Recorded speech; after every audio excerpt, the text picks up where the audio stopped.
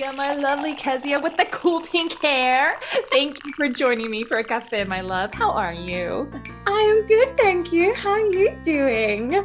Wonderful, wonderful. So happy to see you. Oh, thank you for asking to have me on. I'm very excited.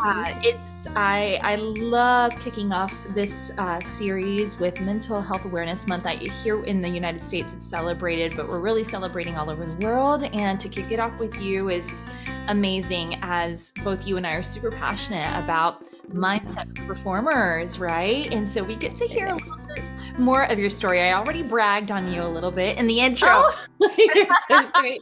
Like, yes, let's definitely dive in. I have to ask though, my Mhm. sweet British friend, are you really a coffee connoisseur or is it tea and that's it?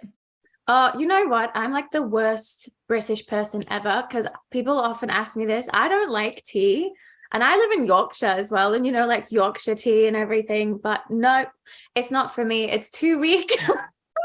I'm a strong, like just coffee, no sugar, no milk, just the coffee kind Wow. of person. You're in That's what good. I have with me today.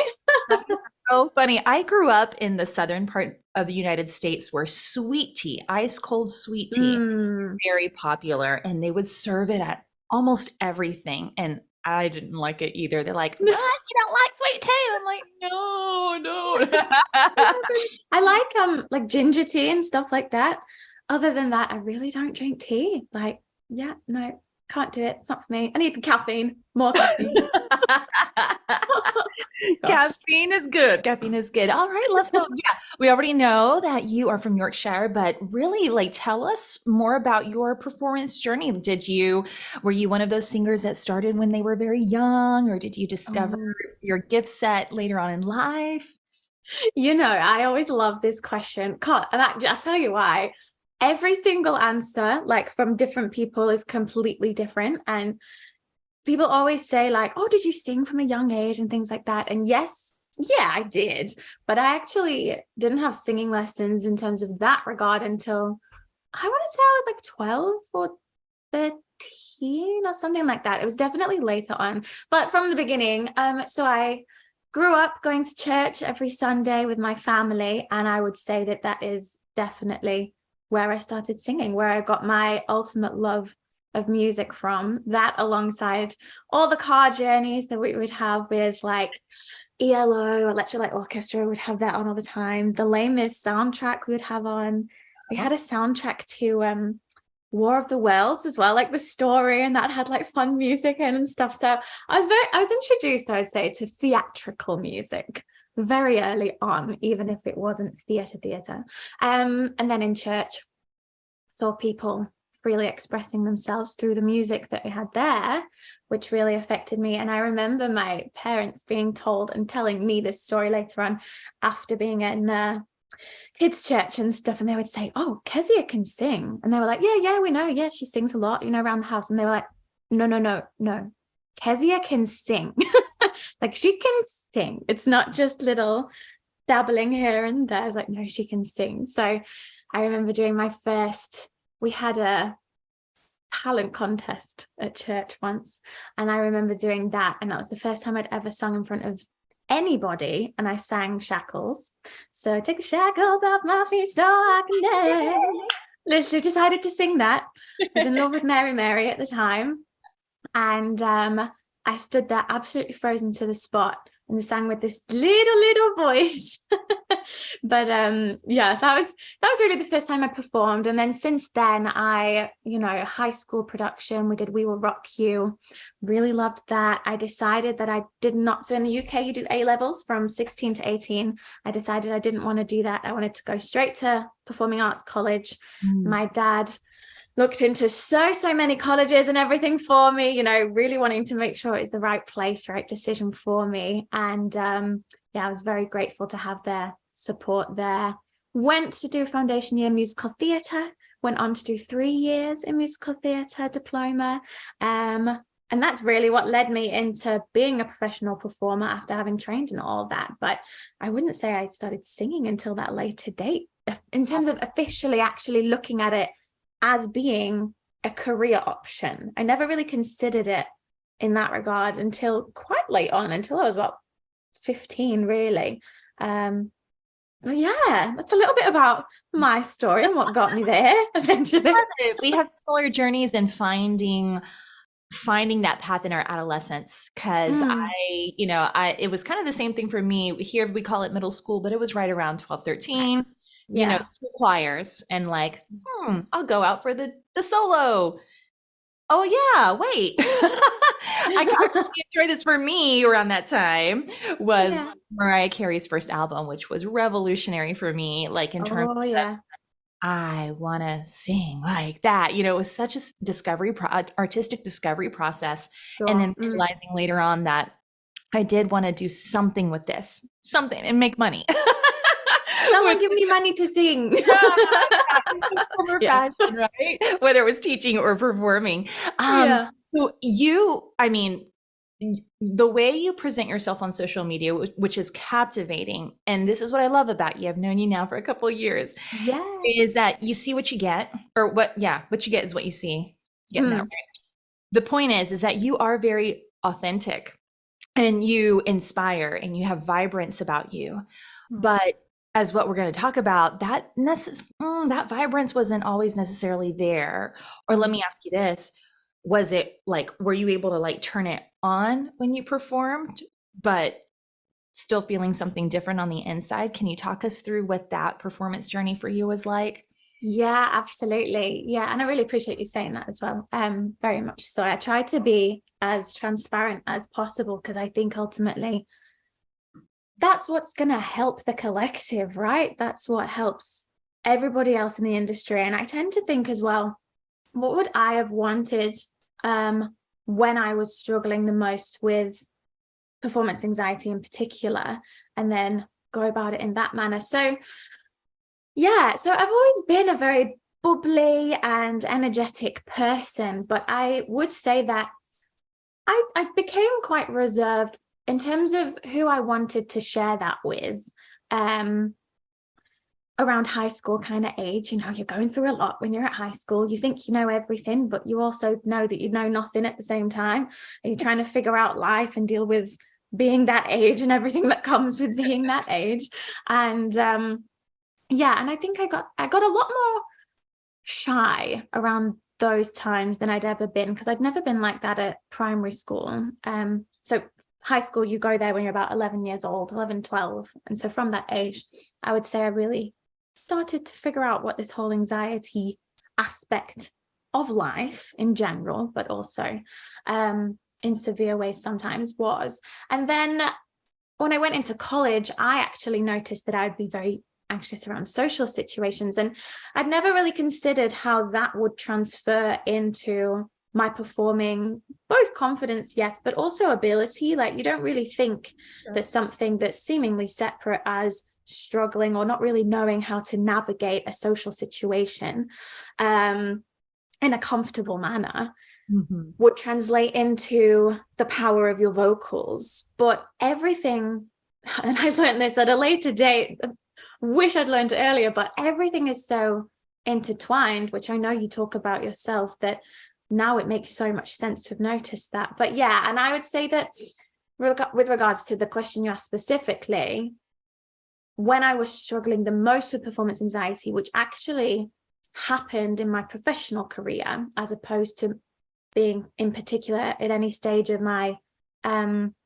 college learning, it's funny because it's a couple of things, because there are times that I remember being backstage and either feeling anxious or panicky or crying about something, and then you plaster on that smile and you go on stage and you think, this is what we have to do, it's part of the industry, the show must go on, right? And no one in the audience would be any the wiser about what was happening internally. And I watch videos of like myself performing back in those years, and I can watch them and think, like, my voice sounds great. Like I can say that about myself very easily. It sounds great. There were no vocal issues. It's strong. But internally, everything that was happening inside was so messy that I can watch that and hear that and still know and feel what it was I was actually experiencing. And then watching or hearing myself sing similar songs later on, I can hear the vocal difference in terms of the reservations that I would have had back then that I don't have now, or that if they come up, I know how to manage them. And so it kind of was a mixture of the two. It was a case of, yes, I can plaster on that smile. I can go out there because it said the show must go on, which is a mentality that doesn't serve anybody. I really don't like that sentence at all.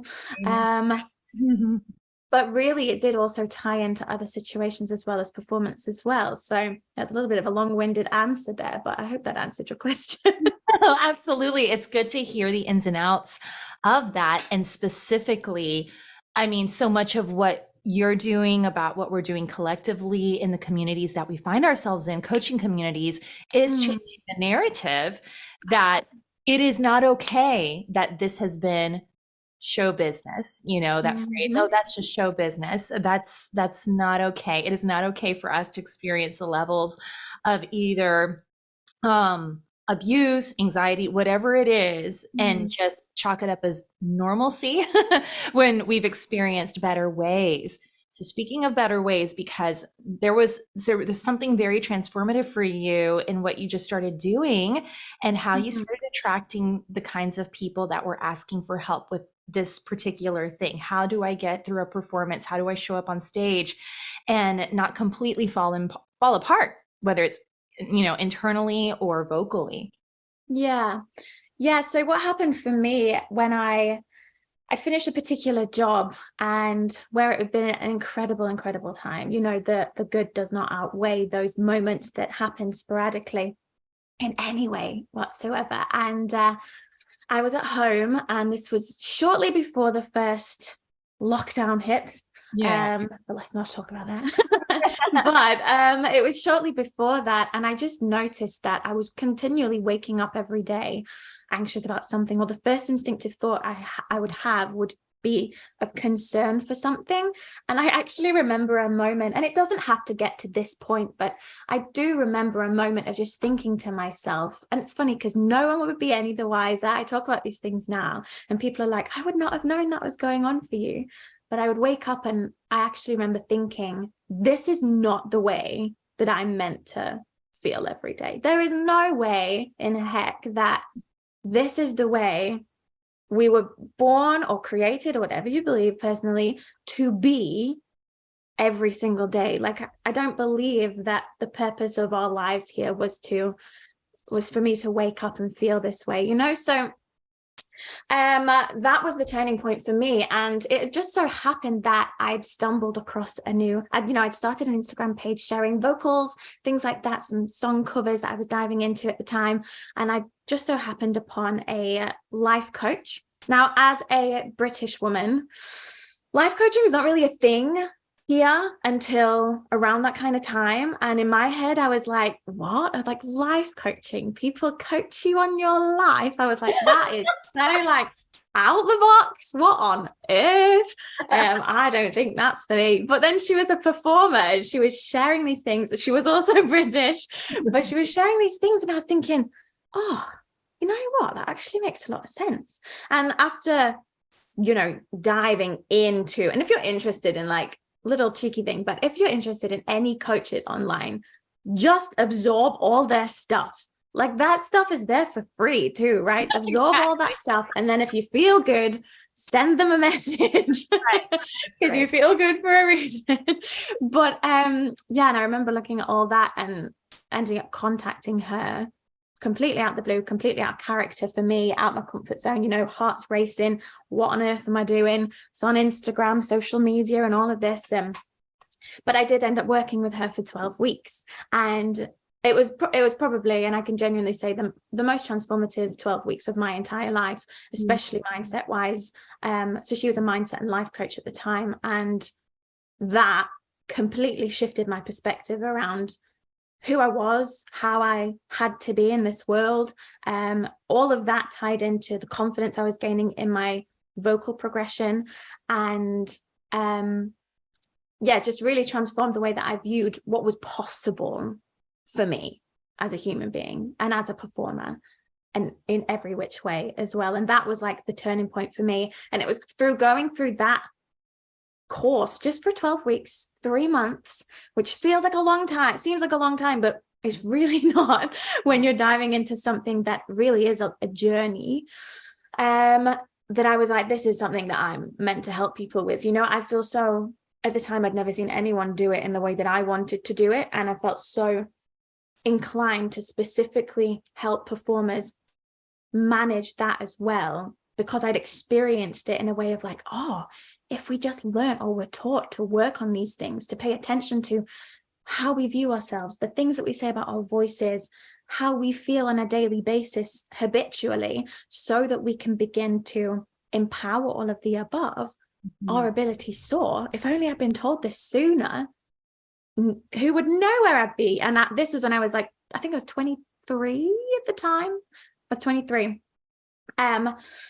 And so I started gaining qualifications, looking into it, life coaching, cognitive behavioral therapy, anxiety management, vocal coaching as well, and married all of the above. I don't vocal coach specifically, but having the knowledge and how to teach it, I thought was going to be helpful. So I tied all of them together and thus started Anxious to Sing coaching, because Anxious to Sing was initially a blog, actually. Cheeky thing I missed out, but it was initially a blog. And then it transitioned into what it became, moved into Keziah Grace coaching, but it's still Anxious to Sing as the company. And yeah, that's how it was born, really, and where it all started. I mean, so much of what we feel passionate about I was just speaking to another coach yesterday, actually, about this, about how our stories are integrated. And then those seem to be the kind of people we attract, right? Like some of the same people that have gone through what we've gone through. And like, you can make it to the other side, I promise. What a powerful story. Let me ask you this. Were you diagnosed with anxiety as like clinically, or is just, it's something you've always just struggled with, like performance anxiety? Not that it minimizes your experiences, just curious. No, that's a great question. I was not diagnosed with it. No, I never spoke to anybody about it, which, again, I think the sentence of hindsight is a funny thing has followed me around so much recently. But yeah, it really is a funny thing. I never spoke about it. I just thought, and you know why, actually? I really thought that it was just who I was. I really thought, this is just my identity. This is how I am and how I'm going to experience life for the rest of my life. So therefore, it's not something that I need to speak up about because it would sound too taboo or like I was being dramatic.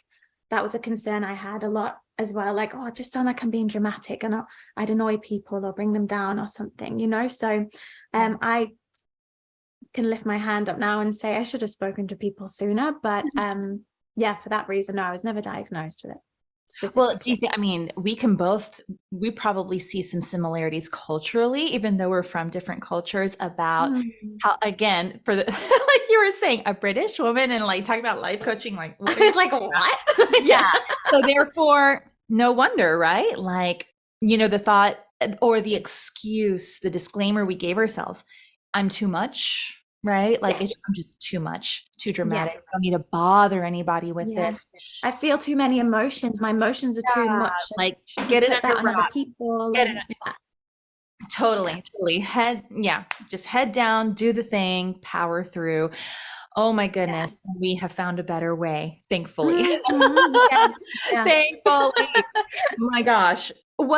Okay, so when somebody approaches you or in the work that you're doing with your amazing artists, what do you think is the biggest stumbling block to the biggest challenge? Do you see a pattern in some of the challenges that they're bringing to the table that they're having to navigate or untangle at the start of this journey with you? Yeah, that's a really good question. I would say the similarity that, you know, everyone is different. We're all experiencing, even if it's somewhat similar, it's things in a different manner. But the main thing that I have seen, I'd say, in pretty much every single person I've ever worked with for the past 3 years, has been the comparison cycle, being stuck in the comparison cycle. I always call it a comparison cycle because, you know, especially with we work on things for ourselves. It's a bit more of a readily available thing right now, and it's becoming more and more so, which is really good. But it's a cycle to feel like you're listening to that performer, and then you think, oh, I should be better than that performer. My goal is to be better than that performer. So then you work to sing in a certain way, but then it doesn't matter how you're singing, you're still going to compare yourself to any other performer that you hear.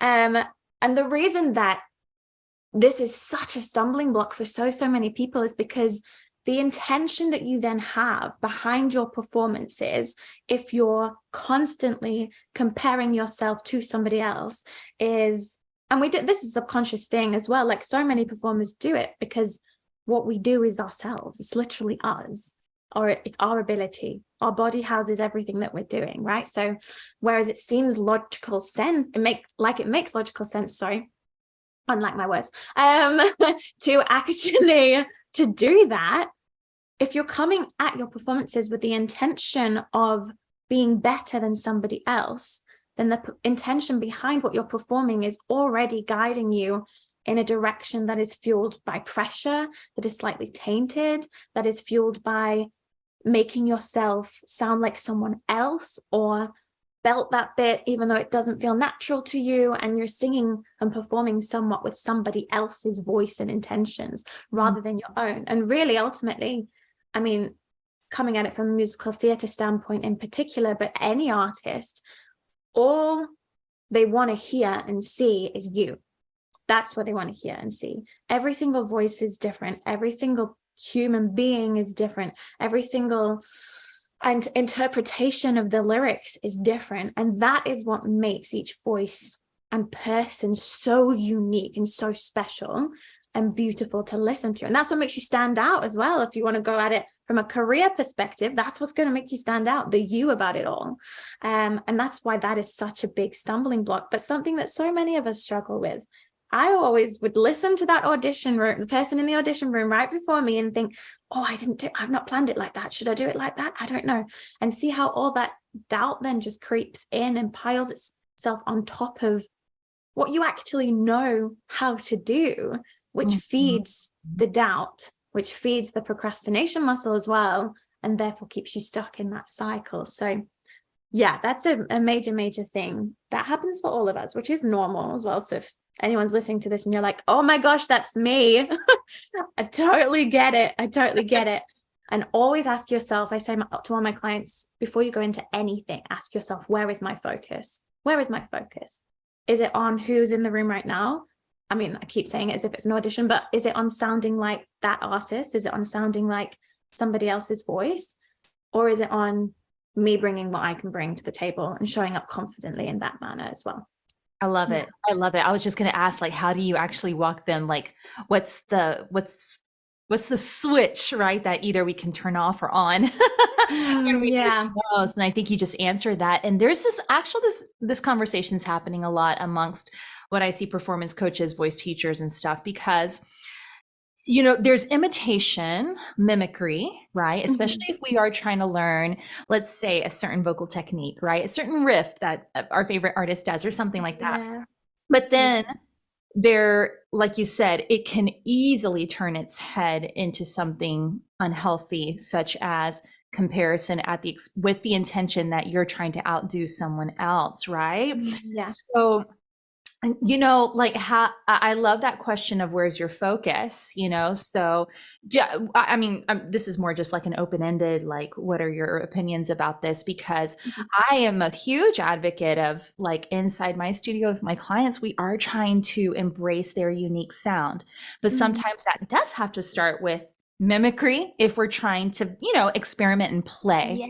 So I'm just curious what you think about that, because I feel like it's a fine line. And then if one person says, find your unique voice, well, how do you do that? And, all that stuff. So curious what you think. Yeah, no, I love that. So I would say from a mindset standpoint as well, it's all about the way you're looking at the task at hand. So like, I can put my hand up and say, like, I do some funky vowels sometimes where people are like, oh, that's like such an interesting tone. Like, I love how you've done that. And I'm like, I don't know why I do that. I just do that. Hindsight, again, funny thing. Growing up, one of the first artists that I was really influenced by in terms of that like powerful voice and like powerful woman figure and everything was Anastasia. So literally listening to like I'm Out of Love, Left Outside Alone, and she's like left outside alone, and it's cold out here, and she does all the funky vowels and stuff, and that I wouldn't have even noticed at that age that that's what she was doing. I can see how much that has influenced my artistry and my vocal quality and how I shape my vowels sometimes, that I obviously have to be mindful of when it's not relevant, especially if it's musical theater. But for like pop songs and stuff like that, I do that very, very often.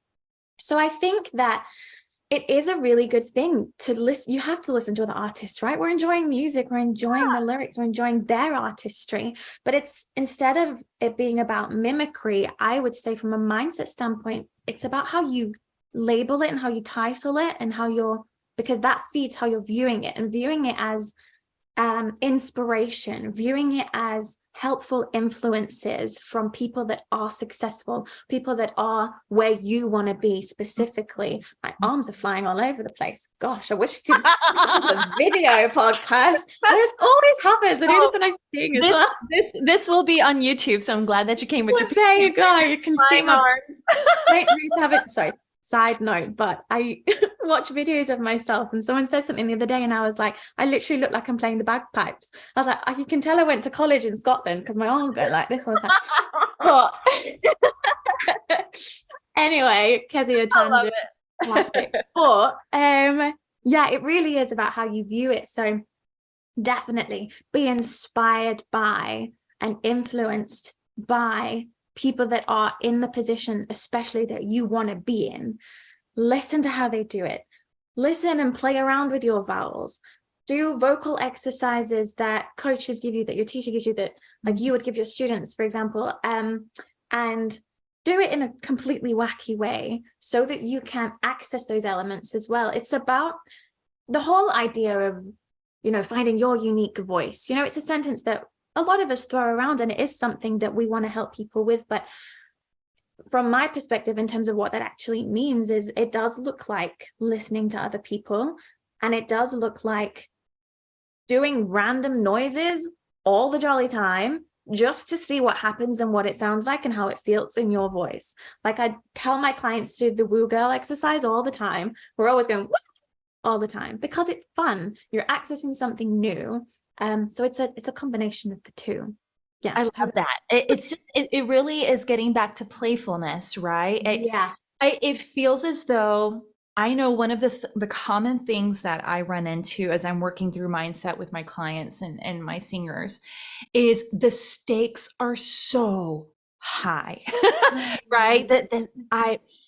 It feels like the end of the world if I don't land that role, if I don't book that gig, if I, you know what I mean? And I was talking to this with another colleague too, instead of seeing it, I think Dr. John Skidmore talks about this, who's a performance coach and psychologist, about seeing your performance as just a part of the process. It's just the next step versus it is like the podium of the Olympics. You know what I mean? Because then what happens after that? You know, it's just like another mile marker versus the end all be all. And I think I love what you're saying about getting into this space of play and discovery, inviting your audience to play with you, you know, kind of seeing them as an ally, you know what I mean? Versus like, you know, because unfortunately, thanks to vocal competition shows, you know, that we've seen for years now, we've seen what a panel of judges, how powerful their words can be and how detrimental they can be. And I think, you know, singers approach their audiences with that same, I won't say the judge of choice, but because he's been a little nicer in AGT. Okay. But, you know, we have all those things in our brains, you know? So yeah, I love what you're saying. And gosh, if I wish somebody would have told that to me before, you know, because I felt like I would have been able to take a deeper breath and feel like I had more freedom on stage, right? Which is exactly what Yeah. we want to do for our singers and It's all about the freedom. Yes. That's The right. That's right. enjoyment too. Like, Yeah. people forget that, like, we didn't start singing, or whoever's listening, very likely you didn't start singing because you wanted to make money from it. You started singing because you wanted to and it felt natural. So let's just do it. Right. And along the line, and there's another question that I ask all my clients before it became about impressing anyone, about landing that job, about being in front of an audience, about making that money. Why did you want to do it in the first place? And if you can come back to that, that's your own soul's truth. Like that, you can't get that from anybody else. No one else can give you that answer. That's yours. And that's the baseline of your unique voice and vocal expression as well. So yeah, I love that you picked. I love that. Did you have, okay. Oh, You also just came back from a cruise because you are a yeah. professional cruise line performer doing Yes. thing nightly. So, and in this particular, contract that you just had, was there one of those moments that you celebrated that you could kind of take a look back and either you did sing a certain song before that felt completely different than it does now? Oh my gosh.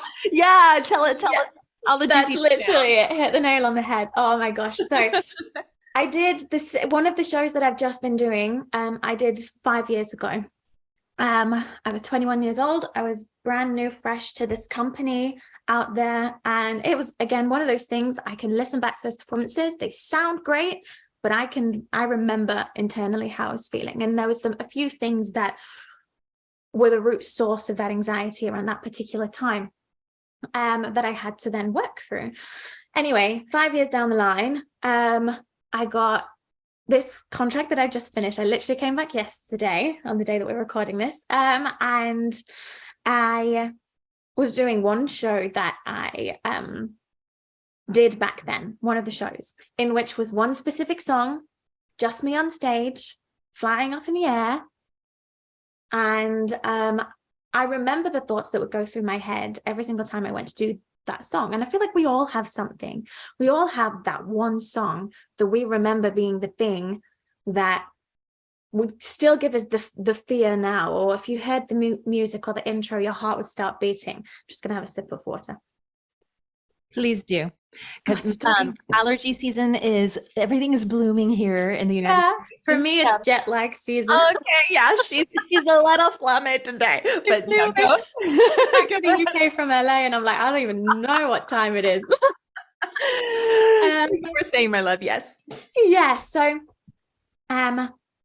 in this show, I got to do this song again. I did the whole show again, obviously, but it was that particular song. And I looked at it and I took it from the standpoint of the empowered performer that I have become, as opposed to the performer I was back then, who I'm very grateful for because she took the necessary action for me to become who I am today. However, I knew that if I just went straight into singing the song, habitually, my voice and my body mindset, because of the mindset I had back then, would habitually go into the same reactions and responses, and both chemically and vocally, that I'd had back then. And I didn't want that to happen. So I took it to my singing teacher at the time and I said, this is the situation. I want to experience it brand new. I want to choose to experience it in a completely different manner because I know I have the ability to do so. I know I have the ability to actually enjoy it this time.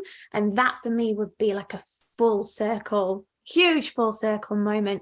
And so I worked on it with her, with the voice that I have today, the empowered voice I have today. And we created it anew. I did something slightly different. I made different choices. I had a completely different intention behind the lyrics. I got on stage in the contract in that first show. I performed it. Everything went to plan. I continued to perform it for 6 months. I mixed up the end and did a cheeky riff thing that I added in because I felt comfortable one show and was like, let's just do it. And yeah, that was a huge, honestly, huge moment for me to be able to get to experience it in this completely brand new way. And the message that I always say about such experiences and about such things, that if there is that one song for you, in terms of that will always give me the fear, I'm never going to sing it, ever again. it doesn't have to be one memory, 1 3-minute memory of your entire life that defines that song and that experience. You get to experience it differently. You can do that. You can choose to do that. And so if someone told me to sing that song again, or if there was something else that came up, I would know how to approach it now. And it very much is approaching it from that standpoint. You get to experience it differently. Yeah. Oh, I'm cheesing so big with my grin right now because that's exactly what we want for ourselves and for every singer performer that we get to work with, to discover that kind of power and freedom and ownership. And that if things don't go according to plan, it isn't the end of the world. It doesn't steal us, right? So wow. Yeah, thank you for sharing that, because man, it's and I know exactly which songs. I was just doing that a couple of months ago. I call them my 10-foot pole songs. The songs that I wouldn't get anywhere near, within a 10-foot radius. And revisiting those has been so much fun. So much fun. Yeah. So congratulations, my love. Thank you for sharing that story, because that's exactly what we want for our singers. So I'm excited to announce here with Miss Keziah that we're going to partner up, and she's going to be sharing more of this wonderful knowledge and experience that she does with her coaching clients. And we are going to do a Sing with the Confidence class called From Anxious to Unstoppable. Yay, Keziah, thank you so much for doing this. No, it's my pleasure. I'm so excited. Thank you for asking. So we are going to be doing this on Wednesday, May 31st. It will be at 10 a.m. Eastern on Zoom. All the information will be in the show notes. But if you've been listening to this and you're going, oh my gosh, I feel so seen, not attacked, hopefully, but seen, that is me. Oh my goodness, I hope that you will join us. There will be a replay, but if you can make room in your schedule to join us live, that's where you're really going to get a lot of the magic. You can talk with Keziah one-on-one and actually work through mindset practices, affirmations, meditations, and she's basically going to fill up our toolbox with some resources that we can access to show up on stage, just like you shared, right? And be able to say, no, this is for me to enjoy, not for me to just push through or get through.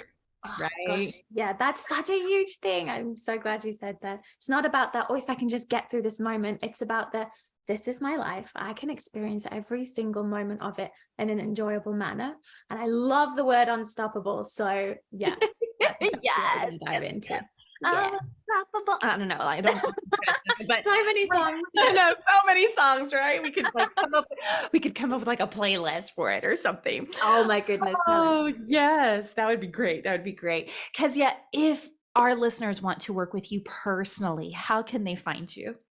Yes, you can find me. It's so much easier to find me on Instagram. That is the easiest way right now. So at Keziah Grace Coaching, Keziah, Keziah, Grace Coaching. I'm just so used to spelling my name because it's a fun one. So you can reach me over there. If you wanted to email me directly though, then that would be kezia@anxious2sing.com. I welcome you to do so. I love receiving messages and emails and everything like that. And I'm happy to discuss anything really that anybody feels they want to reach out about. Wonderful, Keziah. I'll make sure that we get that information in the show notes as well. My love, thank you so much for joining me all across the world. It feels like you're just right here in mi casa, in my living room. We're just relaxing. You can go take a nap in the bathroom for your jet lag,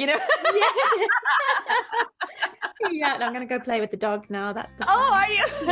So how fun. Thank you again, my love. And again, I hope that you can join us on May 31st. Adios. We'll see you next time. Bye.